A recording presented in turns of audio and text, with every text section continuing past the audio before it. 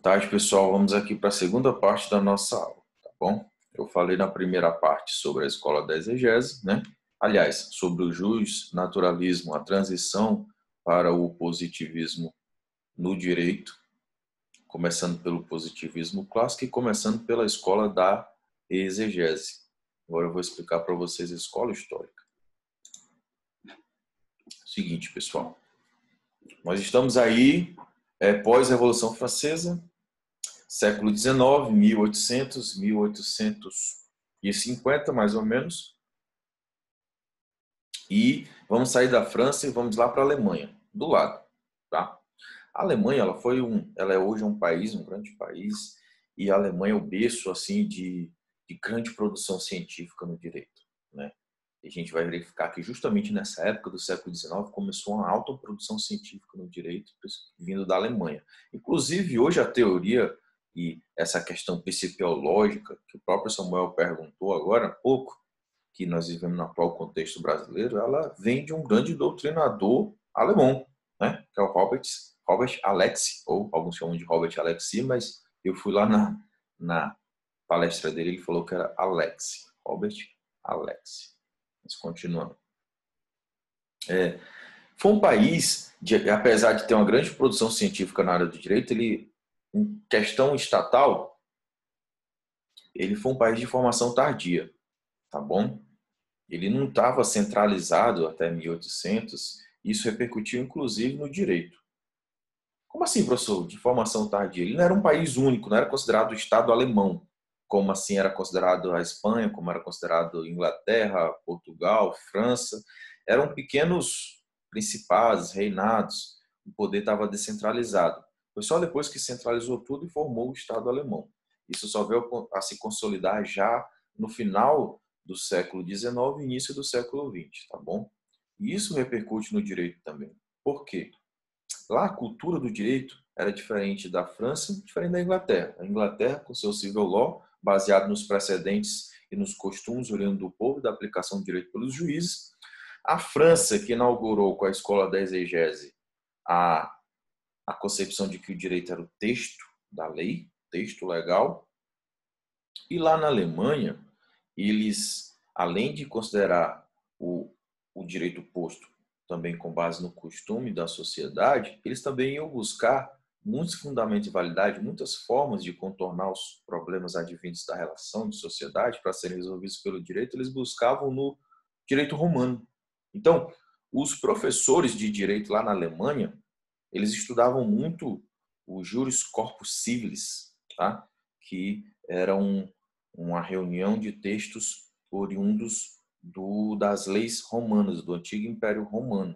E lá na Alemanha, e era bom se isso fosse aqui no Brasil, já nos idos de 1800, no século XIX, os professores de direito eram muito respeitados. Eles eram assim, uma classe de trabalhadores altamente respeitados. Talvez como se fosse o juiz hoje aqui, só para vocês terem uma noção. Entendeu? Aqui no Brasil, o professor, coitado, não é tão respeitado assim. Mas lá, já desde essa época do século XIX, lá na Alemanha, os professores da ciência jurídica eles eram muito respeitados pelo seu conhecimento.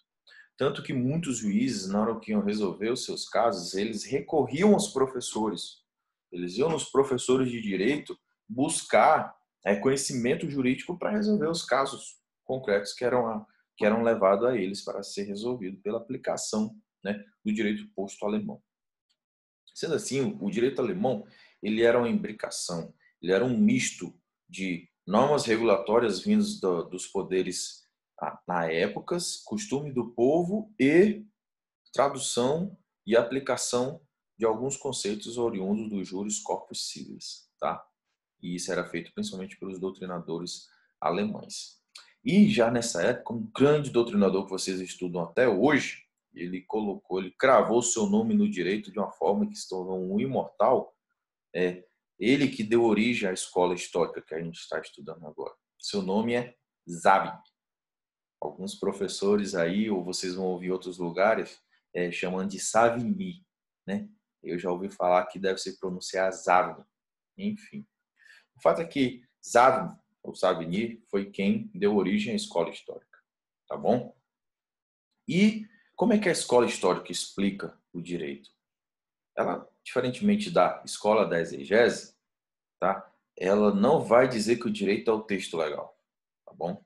Também, diferentemente do justnaturalismo, ele não vai dizer que o direito ele é concebido de uma vontade de uma entidade divina ou de direitos naturais da própria condição humana, tá? A escola histórica ela deslocou o fundamento de validade do direito na busca das tradições históricas e culturais, tá? Da comunidade em que está inserido, tá bom? Então, a nota distintiva da escola histórica é exatamente essa, tá? Ela vai fazer uma busca nas tradições e na cultura dessa sociedade para extrair o direito daí, tá bom? É isso que caracteriza a escola histórica. Inclusive, alguns vão dizer que ela tenta investigar o espírito do povo, tá bom? E é por isso que, e muitos disso eles traziam também dessa evolução, inclusive do direito romano que eu falei para vocês, tá? E é basicamente isso que é a escola histórica e a sua forma de ver o direito, a sua concepção de ver o direito, tá bom? E o seu principal expoente foi Savigny, ou Savigny. Como eu falei para vocês, a Alemanha, principalmente a partir do século XIX, ela se tornou o berço de grande produção científica no direito. Aliás, em todas as áreas da ciência, né? Você pode ver que Einstein, né? Ele é, se não me engano, da Áustria, mas que está ali, não fazia parte da Alemanha ou era alemão. Não me lembro bem, mas aquela parte ali, a Alemanha produziu grandes cientistas em todas as áreas do conhecimento, inclusive no direito. E Savigny, ele era professor de um outro autor que vocês também vão estudar. Já devem ter até um pouco de conhecimento, se não tiverem, ainda vão estudar muito, tá? E ele se chamava Hierig, tá bom? O Hierig, ele já vai contestar um pouco o seu professor, Savigny, ele vai dar início a uma outra concepção sobre o que seja direito, tá bom? Ele e outros autores vão inaugurar agora uma nova concepção que vai se chamar, também na Alemanha, veio depois, pouco tempo depois da escola histórica, também na Alemanha, e vai se chamar de jurisprudência dos conceitos, tá bom? E o que seria essa jurisprudência dos conceitos, professor? Como eu falei para vocês, na Alemanha os professores eram muito respeitados pelo seu estudo que faziam do direito, pela pesquisa histórica, né, e pela doutrina que eles imprimiam no direito. E a jurisprudência do conceito, o que ela faz? Ela dá uma grande importância para o antigo direito romano, tá? E aí ela vai extrair dos enunciados do antigo, tanto do direito posto como do antigo juris corpus civilis do direito romano, vai tirar desses enunciados e através da formatação de conceitos e do processo de indução e dedução desses conceitos, eles vão criar o direito, tá? Professor, eu não entendi. É mais ou menos assim. Imagine aí, tem gente entrando até agora, do conceito de contrato, vai levando, não, do conceito de obrigação, você extrai o conceito de contrato, e do conceito de contrato você extrai o conceito de posição jurídica, tudo num processo de indução lógica, e aí você vai criando o direito e resolvendo, né, os casos concretos que aparecem perante o Poder Judiciário, tá bom? Então, a concepção de direito para eles não é mais, eles tiram esse fundamento de validade de direito da concepção das tradições e cultura de determinado povo e traz mais para um estudo criativo do direito com base no direito posto e também do antigo direito romano, tá bom?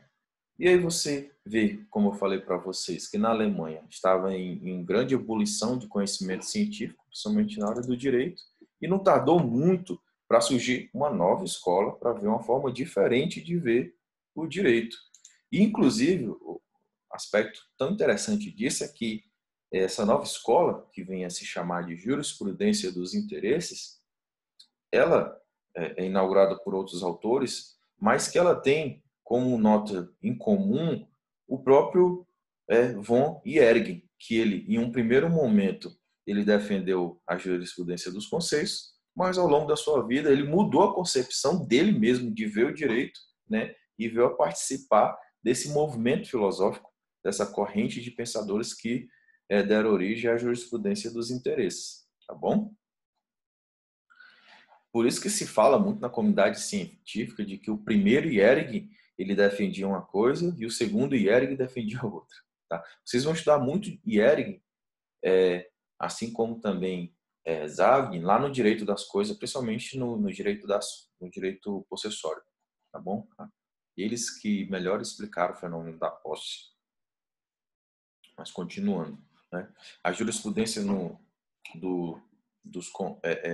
dos interesses, o que ela defendia? Que a escola defendia que era pela lei escrita, ele era o começo, ele era o meio para se atingir uma finalidade maior, que seria a busca pela orientação de uma vida social em conformidade com os interesses legítimos. Então, é basicamente daí que surgiu um cânone de interpretação que se utiliza até hoje, que é perquirir, investigar o elemento teleológico da lei, a finalidade da lei, a finalidade da norma. Ela vem justamente a uma contribuição na ciência do direito que foi incorporada ao nosso sistema jurídico como um cânone de interpretação, advém justamente daí da jurisprudência dos interesses, que ela pregava que teria que ser buscado a essência dos interesses que estavam, né, em conflito e fazer ali um sopesamento desses interesses e saber como é que eles poderiam prevalecer. Você já pode verificar que eu estou falando em sopesamento e empoderação. Significa que essa sistemática, essa forma de aplicar direito, já foi inaugurada ali na jurisprudência dos interesses, esse meio chamado ponderação, que a gente vai estudar melhor mais adiante, posteriormente, tá bom? Pouco tempo depois, surge um movimento do direito chamado movimento de direito livre, tá bom? Inclusive, eu vou explicar aqui para vocês, vocês vão ter uma grande noção e vão achar que ele está falando do direito atual no Brasil, mas não. Foi um movimento ali também que se iniciou ali no começo dos anos de 1900, ou seja, no final do século XVIII, no final do século XIX e início do século XX, tá bom? Esse movimento do direito livre, ele defendia a liberdade do julgador para, mediante um caso concreto, diante do caso concreto, buscar no direito livre, buscar nas concepções próprias do julgador a decisão mais justa, tá? Podendo essa decisão estar de acordo ou não com o direito posto, com os ditames do direito estatal vigente. Na verdade, esse movimento deslocava para o juiz um grande poder de ele aplicar, no caso concreto, o direito que ele achar justo, sabe? Por isso que foi chamado também de direito livre. Ela pregava, mas o engraçado desse movimento filosófico é que já em 1900 denunciava, já mostrava que a aplicação do direito não é algo que se possa fazer com neutralidade, entendeu? Eles já falavam lá no início do século XX dizendo assim, olha, não pense que o juiz ele consegue aplicar uma norma extraída de um texto de forma neutra, sem qualquer tipo de julgamento pessoal ou qualquer tipo de pré-julgamento pessoal, visão pessoal a respeito do caso, a respeito do que ele está ali tratando. Não pense, nunca. O juiz, ele simplesmente olha para o caso concreto e vai buscar na sua concepção de direito a forma mais justa de se resolver aquele caso, tá? E engraçado, inclusive, que há muitos julgados hoje dos tribunais que falam textualmente isso em seus acordos, né? Que o juiz ele primeiro olha para o caso concreto e a partir do caso concreto, em um fenômeno, em uma metodologia de indução, é que ele vai buscar no ordenamento jurídico, no direito posto, a solução para aquele caso. Ele não sai do direito posto para solucionar o caso concreto. Ele faz um movimento inverso, tá? Ele sai do caso concreto, ele conhece o caso concreto e a partir do caso concreto ele vai buscar no direito a fórmula para resolver aquela situação, tá bom? Eu estou colocando em admitir a Carol aqui, mas admitir, para ver se ela entra. Enfim. E a grande contribuição desse movimento do direito livre foi já ter antecipado esse modo de ver por parte do julgador, entendeu? Mas, enfim, essas escolas que eu acabei de ensinar para vocês, esses movimentos que viam o direito de forma diferente, que viam essa concepção, paradigma do direito de forma diferente, eles formam o que a maioria dos doutrinadores chamam de positivismo clássico, tá? Depois do movimento do direito livre, a maioria dos doutrinadores vai passar um corte metodológico aí e vai dizer que inaugura-se uma outra fase no positivismo jurídico. Uma fase que vem se chamar de positivismo normativista ou positivismo metodológico, tá bom?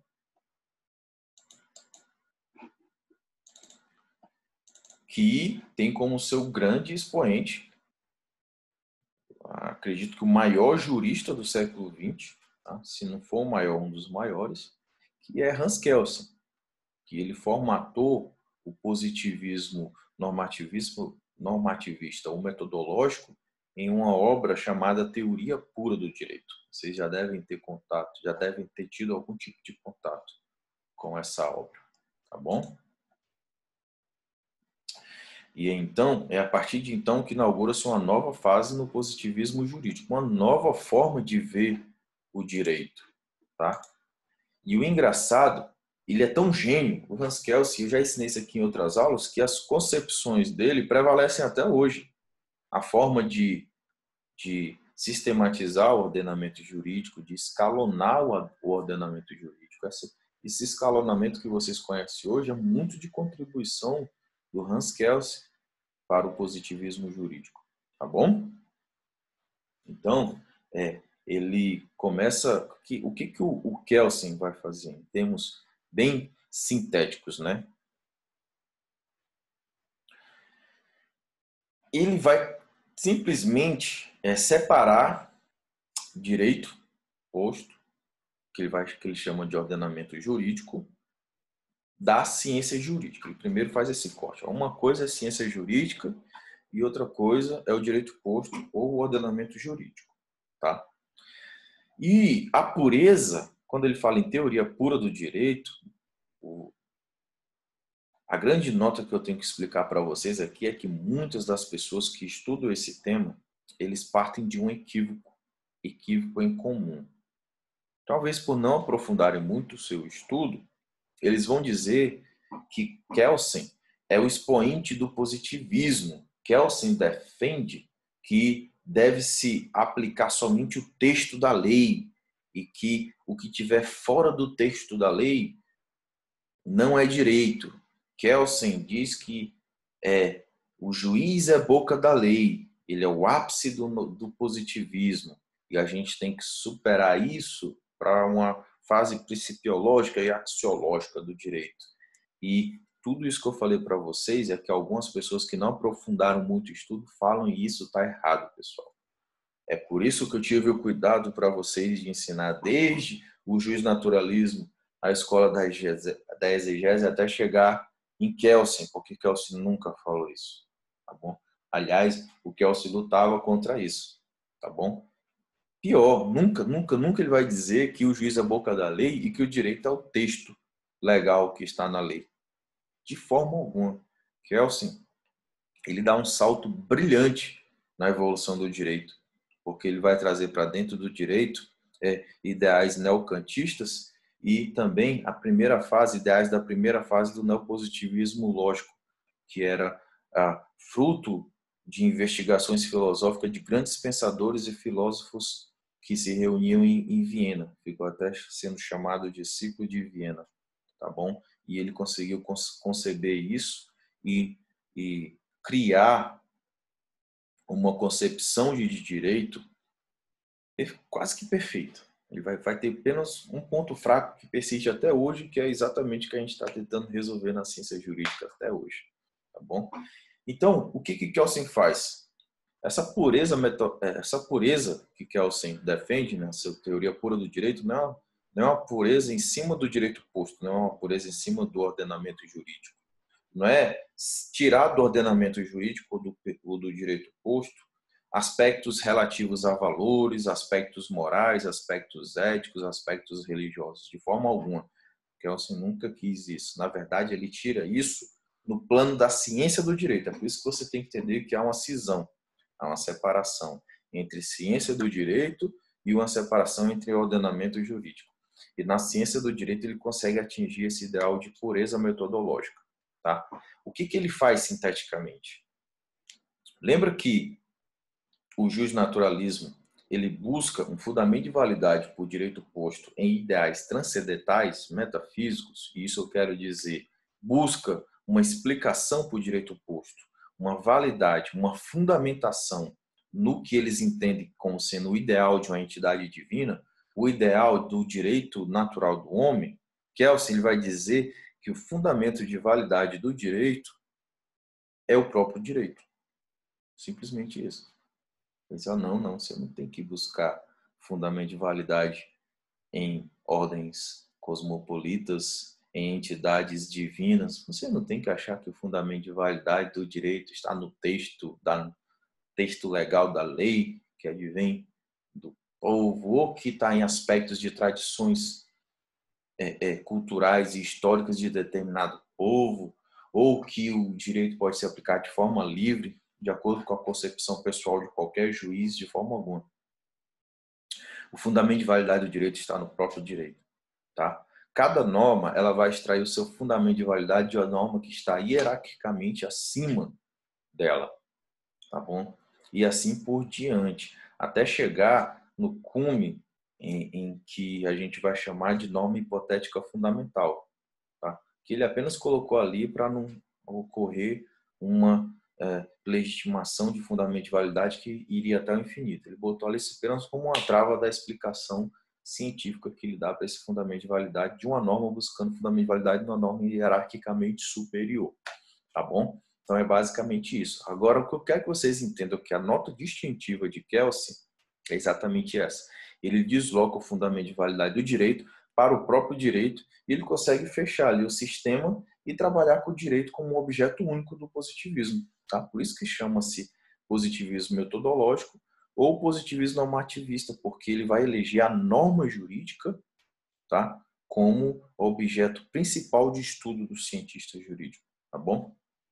Principalmente a norma jurídica é vista sob o aspecto da lógica, né? Se A deve ser B, tá? E assim que ele vai colmatar, criar a sua teoria de pureza metodológica do direito, tá bom? E que vai influenciar o positivismo que é aplicado até hoje no ordenamento, tá? Hoje você verifica que as leis infraconstitucionais elas buscam fundamento de validade na Constituição. Isso é contribuição de Hans Kelsen. Você vai verificar que você vai resolver um problema jurídico que você faz. Por exemplo, um problema contratual, um conflito oriundo de uma situação contratual. Você vai buscar lá no direito civil, na parte de direitos dos contratos, o artigo, né, ou a norma jurídica que resolve aquela problemática, tá bom? Ou seja, os contratos, que são normas individuais e concretas, eles retiram o seu fundamento de validade da lei. E a lei retira o seu fundamento de validade da Constituição. E assim por diante. Tá entendendo? Esse ideal de aplicação do direito, de forma usando o método da subsunção, também foi revigorado em Kelsen. Tá? Então, assim, muito do que a gente entende hoje, do que vocês entendem hoje por direito, é oriundo do positivismo jurídico e principalmente oriundo das ideias e da contribuição de Kelsen para a ciência do direito, tá bom? E essa fase marcou o que chama-se de positivismo normativista ou positivismo metodológico, tá? Por favor, não caiam no erro de dizer né, de confundir Kelsen com a escola da exegese e dizer que Kelsen pregava que o juiz era a boca da lei, tá bom? Com isso, pessoal, eu consegui explicar para vocês a evolução dos paradigmas do direito, das concepções de direito, do justnaturalismo até o positivismo normativista, tá bom? Aqui eu dou uma breve parada, porque depois do positivismo normativista de Kelsen, né? Inclusive que depois dele um grande autor que vai contribuir para o positivismo e para a evolução na ciência do direito, na concepção de direito, é Hart, e a partir de Hart vem do Orque criticar o positivismo de Hart e é quando se inicia o pós-positivismo.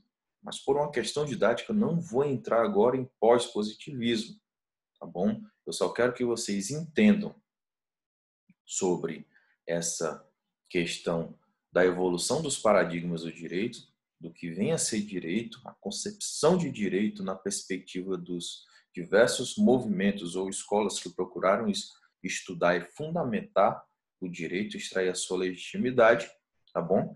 Para agora explicar para vocês a definição de neoconstitucionalismo e principalmente defender aqui que neoconstitucionalismo é diferente de pós-positivismo, tá bom? Então, vamos entrar aqui no segundo tópico desse nosso curso aqui da nossa aula, nessa parte do neoconstitucionalismo, que é justamente a definição, tá? E assim, pessoal, sobre a definição de neoconstitucionalismo, tem uma pergunta aqui.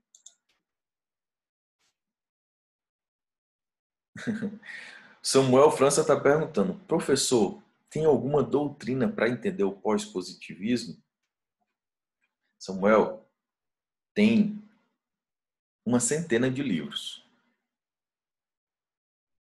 E que ainda não conseguiram explicar direito o que seja, não conseguiram delimitar bem o que seja pós-positivismo, tá? E neoconstitucionalismo, que é exatamente o que eu vou dizer aqui para você agora nessa minha aula, tá bom? Mas diversas, eu posso te passar aqui uma centena de livros. Mas nenhum conseguiu ainda. A maioria dos autores consegue ter consenso em algumas bases, em algumas questões que eles conseguem ter um certo consenso sobre o que seja o pós-positivismo, que é exatamente o que eu vou falar aqui na nossa aula. Mas ainda não é algo que seja unânime, tá bom? É algo que a gente ainda está em produção científica, que ainda está sofrendo uma evolução no âmbito da ciência jurídica. Tá bom, Samuel? Mas é muito bom essa sua sede, essa sua curiosidade, porque é isso que impulsiona o estudo do pós-positivismo e o estudo dessa área, que poucos adentram, poucos mergulham em questão de profundidade nessa área, tá? Eles acabam levando para o restante da vida equívocos a respeito do direito que somente podem ser resolvidos com o conhecimento puro do direito, principalmente da evolução e da profundidade de hoje que se encontra a ciência jurídica e as investigações a respeito do direito, que hoje estão nessa concepção pós-positivista, tá? Que eu acredito que seja o ideal e a que está tentando ser aplicada hoje no ordenamento jurídico brasileiro pelo STF, embora às avessas, embora de uma forma bem controversa, tá bom? Mas muito bom o seu interesse em saber uma doutrina que tenta explicar o positivo, mas não tem uma doutrina que consiga resumir, tá? Eu indicaria um livro muito bom, é o livro Processo Constitucional do George Abold. Acho que é assim que pronuncia o nome dele. Muito bom, consegue sintetizar muito bem isso. É um grande livro. Um outro livro também é um livro de hermenêutica jurídica do Rafael Lazarotto. Muito bom também. Acho que é Rafael Lazarotto, se eu não me lembro bem. É que eu não estou com eles aqui na minha frente. Estou só lembrando de cabeça.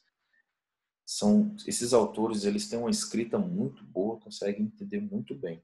E eles têm uma obra que eles vão com a profundidade, mas ensinam com a didática também excelente, tá bom?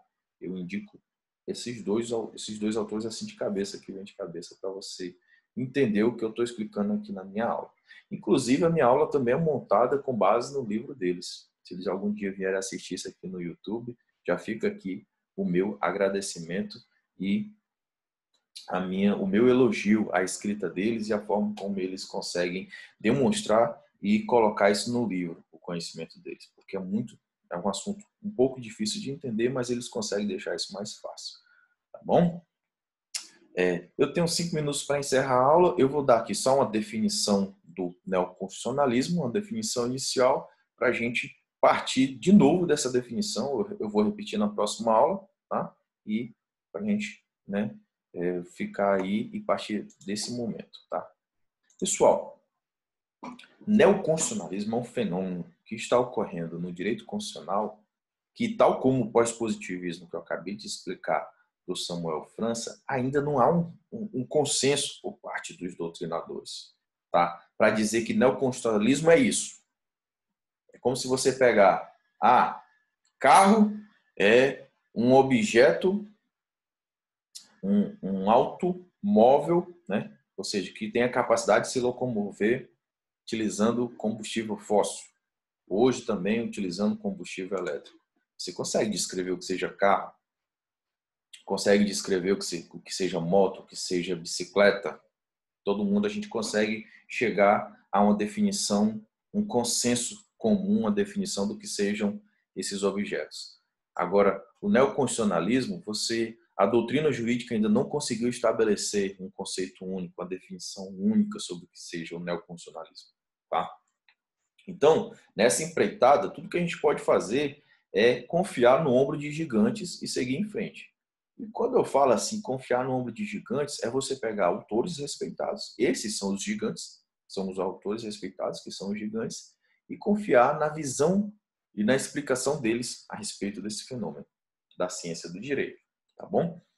E os dois gigantes que eu escolho para nos alicerçar, para ajudar na nossa aula e explicar o que seja neoconstitucionalismo, os dois gigantes são, um é ministro do Supremo Tribunal Federal, que é Luiz Roberto Barroso, e o outro é um grande doutrinador, muito respeitado no Brasil, que inclusive criou uma teoria própria para explicar o fenômeno da principiologia jurídica, que era até acredito que foi até uma dúvida do Samuel, né, que é Humberto Ávila, que ele escreveu o livro Teoria dos Princípios, um livro muito bom, uma doutrina, uma teoria muito boa, tá bom, de um autor brasileiro, tá?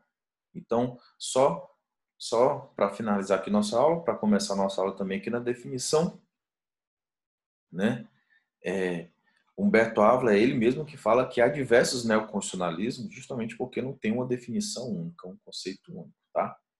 E o Barroso, ele, para tentar explicar o neoconstitucionalismo, ele vai apontar 3, né, fatores fundamentais para explicar o neoconstitucionalismo, que seriam fatores, marcos fundamentais, que seriam os marcos históricos, marco histórico, marco filosófico e o marco teórico, tá?